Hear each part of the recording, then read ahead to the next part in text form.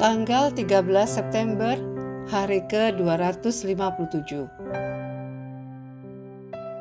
Bacaan Yunus pasal 1 sampai pasal 4. Belas kasihan yang tak terduga.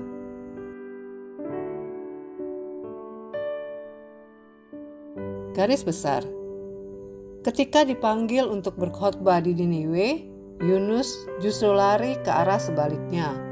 Namun Tuhan mengejarnya dengan badai dan seekor ikan besar, lalu mengembalikannya ke jalur misi.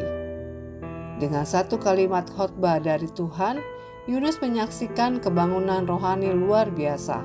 Seluruh kota Niniwe, dari raja hingga rakyat kecil, bertobat. Dalam pasal 3 ayat 5. Tetapi Yunus tidak senang.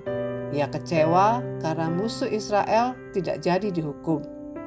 Tuhan pun menegurnya, menunjukkan bahwa belas kasihannya jauh lebih luas daripada batas-batas manusia. Renungan harian. Kisah Yunus adalah contoh bagaimana Tuhan memakai situasi yang tampak mustahil untuk membuka peluang besar. Yunus mengira dirinya bisa lari, tetapi Tuhan mengubah arah hidupnya dengan cara yang tak terduga.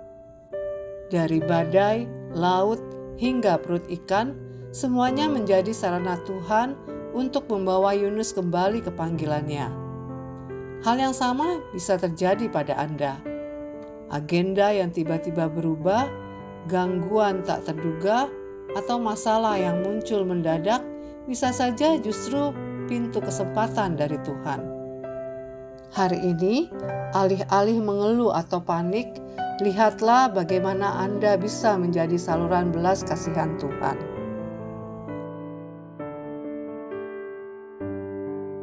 Belas kasihan adalah bahasa Tuhan yang ternyata bisa dipahami oleh semua orang.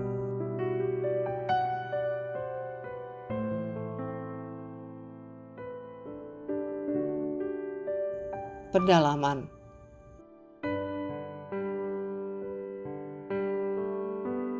Misi mustahil. Yunus pasal 1 ayat 1 sampai 3. Niniwe yang kini berada di Mosul, Irak, terkenal dengan kekejaman. Bukti arkeologi mencatat Raja Asyur pernah membakar ribuan tawanan, menguliti gubernur musuh, mencungkil mata, hingga menumpuk kepala manusia di gerbang kota. Perhatikan apa yang dilakukan Raja Asyur kepada musuhnya yang kalah. Berdasarkan penemuan arkeologi, 3.000 tawanan kubakar dengan api. Mayat mereka kubentuk menjadi tiang-tiang. Gubernur mereka kukuliti, kulitnya kuhamparkan di dinding kota. Dari beberapa orang, kupotong tangan dan jari-jari serta hidung mereka. Dari banyak orang, kucungkil mata mereka. Kubentuk tiang dari kepala-kepala di depan gerbang kota.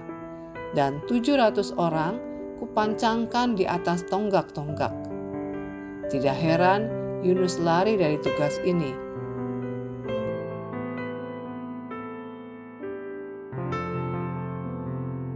Apakah Yunus benar-benar ditelan ikan? Yunus pasal 1 ayat 17. Sejarah mencatat setidaknya 2 orang pernah ditelan hiu atau paus dan selamat. Tetapi lebih penting, Tuhan sendiri menegaskan kisah Yunus sebagai nubuat tentang dirinya. Dalam Matius pasal 12 ayat 38 sampai 41.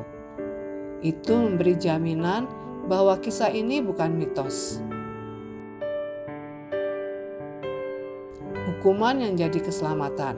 Yunus pasal 2 ayat 10. 3 hari dalam perut ikan tampak seperti hukuman berat, tetapi bagi Yunus itu justru sarana keselamatan dari maut di laut. Demikian pula salib yang tampak sebagai hukuman terkejam justru menjadi sarana keselamatan terbesar bagi umat manusia.